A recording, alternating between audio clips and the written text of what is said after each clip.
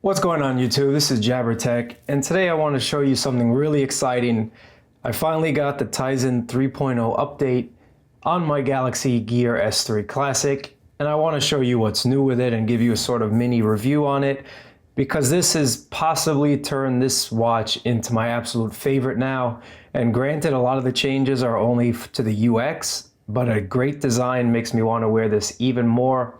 And I'm happy to see that Samsung is continually updating their Tizen software, because eventually I believe this will surpass Android Wear, and let's hope it does. But let's get into the main changes so far in this watch.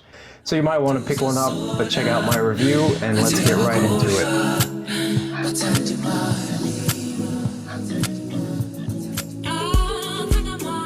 I'm going to go over most of the new features and give you what's really hot about this new software update. And starting with the ability to share watch faces. So all you have to do is hold down on the screen like you normally would, and you'll see there's an option there that if you click on it, you can share this watch face by sending a message. So if you click on that, you can enter a recipient from your contacts list and be like, hey, I found this cool watch face, you should definitely check it out. But another great feature of this Tizen 3 update is if you rotate the bezel quickly, you can get this new layout which shows you 4 watch faces at a time. And this is great for those that have downloaded a ton of watch faces, and it just makes it easier to navigate through all your different watch faces, and then you can quickly choose one and it'll set. That's a really great feature. I think that's very intuitive, and I definitely like that with this new update.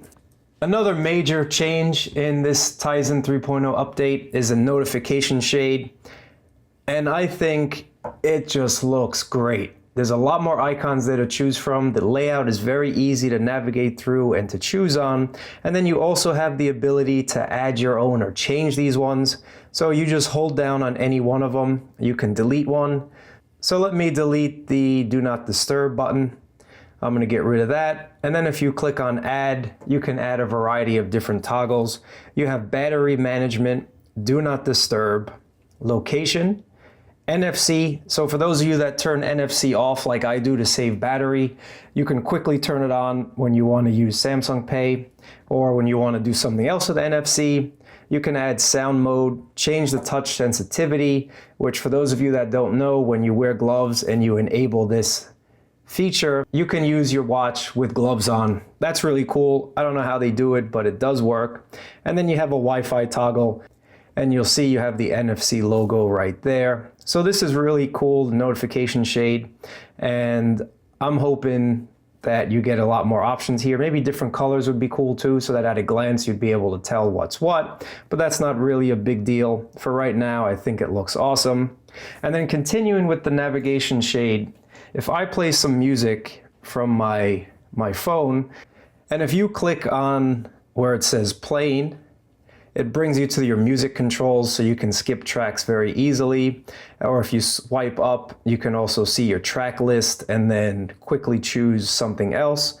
So if I click a new song, you'll see it started playing right away. And that makes it really easy to navigate through your songs. And then of course, if you don't want to play on your phone and you have music stored on your watch, you can click that toggle and it'll show you what's available on your watch. That's also really cool. And then clicking on the volume, you can also change the volume as well. So that's just easy access there if you want to do that, or you can mute it by tapping on the volume icon. So the best feature of this watch, quite frankly, is the new battery management. And I'm going to show you what I mean. You'll see that of 66% battery, I could use it for about 1 day and 9 hours based on my current usage. You also have a power saving mode, which will give me 3 days and 18 hours with the same battery level.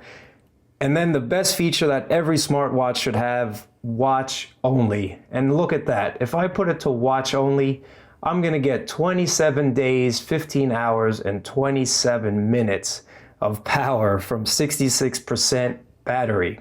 So if we click on that, it'll see if you turn on watch mode only, you'll only get the time and no other functions. So let's click on that and I'll show you what it looks like when you put power saving mode on. All you get in watch only mode is watch only. This is really useful if, say for example, you go on vacation and you forget your charger or something, but you definitely need a watch. You can turn this on and you get your watch only mode. Then to deactivate it, all you have to do is restart it and it'll come back to life with all the regular features. And there we go. After restarting, you're back to your smartwatch. For me, that's a great feature. I would like them to implement maybe a pedometer as well into that, but that's okay. That's probably going to come a bit later. That's not really a big deal for right now. And then let's get into the newly designed widgets. So of course, rotating the bezel, you can see your widgets from contacts, reminders, calendar, and then you have this overview of your activities. That's really nothing new.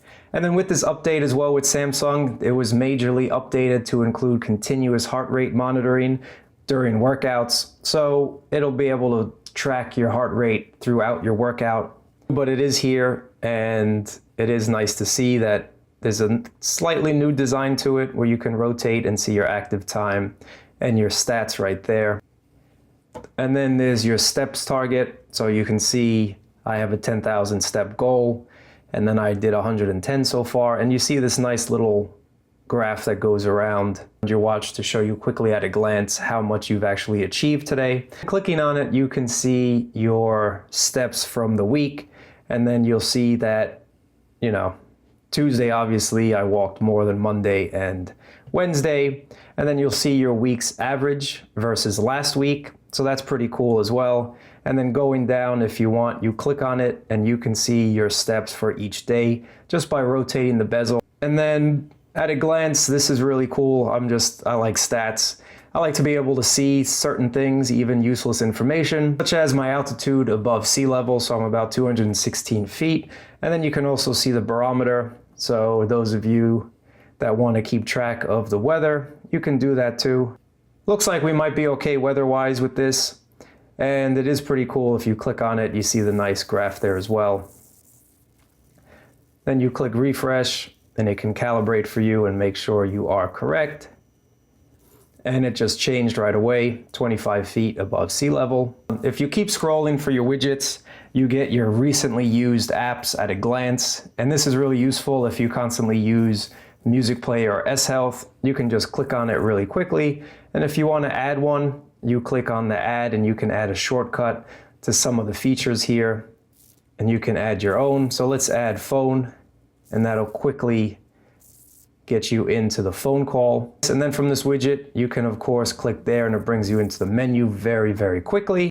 And then what's really nice now is directly from the calendar, you can add an event if you want to, if you can create one. And then the weather widget has been redesigned as well. So you see your precipitation indicator on that side, and then your UV index on the other side. So those of you that want to see the weather, you can just click on it very quickly, and it'll show you the temperature today, tomorrow, and your 5-day forecast right there. So that's just a nice overall design change that I like. Makes it a lot easier to see at a glance. And then another great feature of this update, you can now install apps directly from your watch. So if we go into the App Store, on the watch, you can find you have recommended top watch faces, top apps, and then you have your categories there, which are basically just your watch faces and apps. But clicking on top watch faces, we can take a look at what's top. So this is something classic digital.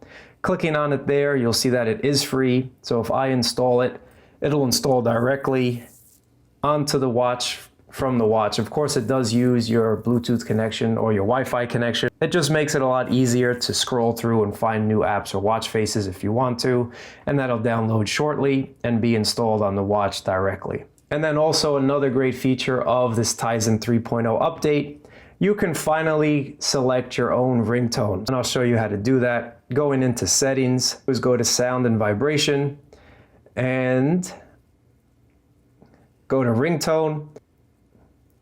What you have to do if you want to select your own ringtone is select a track on your phone. I've already selected an old telephone style ringtone.